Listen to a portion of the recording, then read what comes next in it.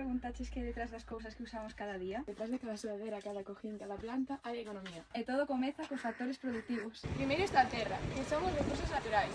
O trigo, a auga, os minerais. Ahora ven o traballo, o esforzo das persoas que traballan, sementan e venden eses produtos. Tamén está o capital, é dicir, as máquinas, ferramentas ou o diñeiro que fan posible a produción. Por último, temos o capital humano e da iniciativa emprendedora.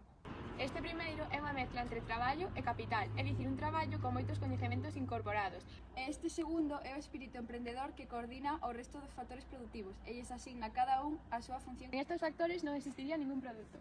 Todos estes factores combínanse para dar lugar a bens e servizos, e dependendo de como sexa o proceso productivo que para facelos, clasificámolos nun sector ou noutro. O sector primario aproveita a natureza, o agricultor que cultiva o trigo, o gandeiro que consiste na cría de animais para logo aproveitar os recursos que dá, etc. O sector secundario encárgase da transformación dos recursos, como por exemplo a fábrica que transforma o trigo en pan. O sector terciario ofrece esos servizos como a panadería onde che venden o pan ou a tenda en liña onde o pides.